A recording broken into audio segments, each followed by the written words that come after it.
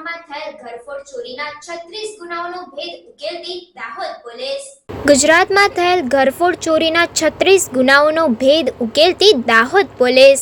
દાહોદ જિલ્લા તેમજ સુરત, વડોદરા, અમદાવાદ, આણંદ, ખેડા, મહેસાણા, બનાસકાંઠા જિલ્લાના જુદા જુદા વિસ્તારોમાં થયેલ ઘરફોડ ચોરીનો ભેદ ઉકેલવામાં આવ્યો। ઘરફોડ ચોરી કરતી ગેંગના 3 સદસ્યોને ઝડપી પાડ્યા।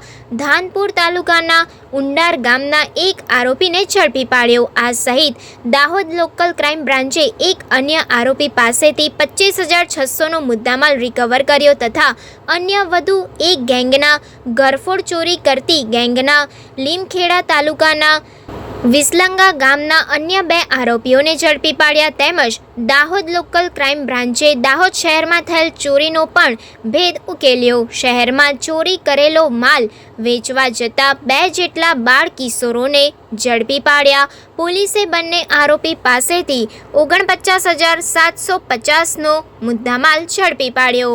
દાહોદ જિલ્લામાં થોડા દિવસો પહેલાં 10 થી 15 દિવસ પહેલાં સંજેલી ખાતે સિરીઝ ઓફ ઘરફોડ ચોરીના બનાવ બનેલા હતા। 7 જગ્યાના તાળા તોડવામાં આવેલા હતા, જેમાં મેડિકલ સ્ટોરમાંથી પૈસા પણ ગયેલા હતા। સો આ ઘટના સંજેલી જેવા નાના સેન્ટર માટે ખૂબ મોટી ગણી શકાય।